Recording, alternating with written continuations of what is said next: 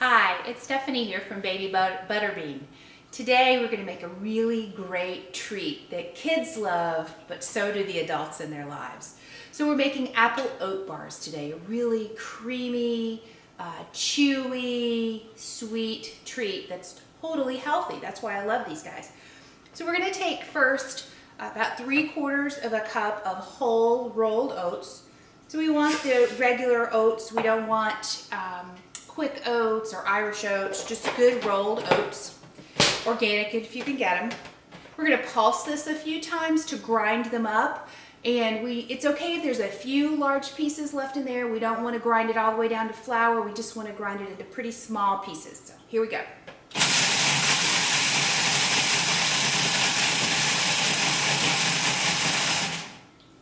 Looking good. One more time. That seems pretty perfect. So we're going to take about 1/4 of a cup of these, and we're going to pull them out and set that to a side for a use at the end of our dish. So I'll just put them in here. Set that over here. And then the oats that we have here, we're going to pour into our larger food processor bowl.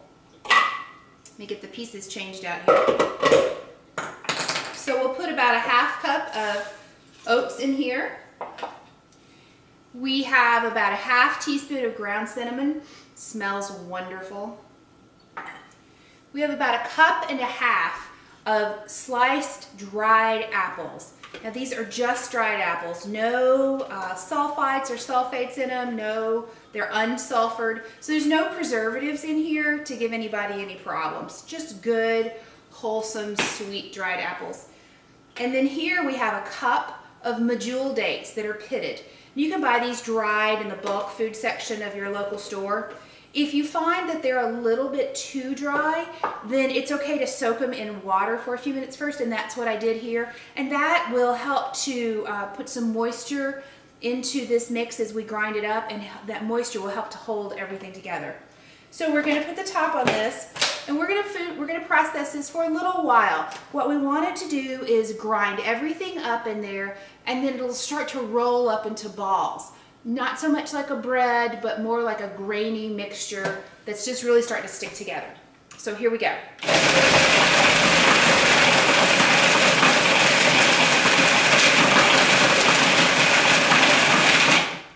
So we can already see it's really chopping up those dates and those apples, getting that cinnamon all mixed in there and those oats all going. Here we go again.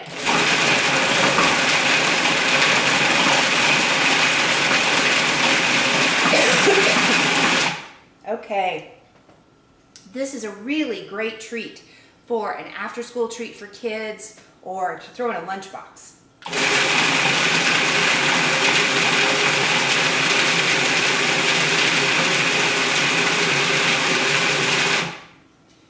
This is looking great. So my husband loves these because if he's running late for work, he can just grab one of these bars, take it in the car with him with a cup of coffee, and he is good to go. And he's had some good whole oats, and he's had a little fruit, and he's made his wife happy because he's had breakfast. So it works for everybody. Just take the blade out of here. We've got a nice chunky mixture. Smells sweet from the apples and a little warm from the cinnamon. I'm going to pull this out. Now what I've got here is a loaf pan that I've lined with parchment paper, and that parchment paper will allow me to take this out and slice it up when I'm done. So I'm just going to push all of this great gooiness here into the pan. Don't want to waste a little bit of it. This could also be really good if you wanted to chop some nuts into it, or maybe add a little bit of flaked coconut. There's lots of variations you could do with this, just to make it really yummy and keep it super healthy. So I'm going to press all of this down into the bottom of this loaf pan to get it really smashed down in there so that it's tightly packed together. And then what we're going to do is we're going to cut this into bars. So we want it to be really tightly smashed, like a really good thick granola bar. Think that kind of tightly smashed together, or like a delicious cookie. Okay, this is looking great. So I'm just going to pop this out of the pan, and there we have our very beautiful loaf of fruity goodness. Now I'm just going to cut this up into bars. Just take a regular kitchen knife, slice it through very carefully. These will tend to crumble just a smidge, but then you can use your fingers to push them back together.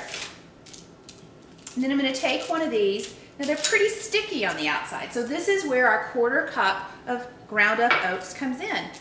So you're going to take this, get it into a nice bar shape.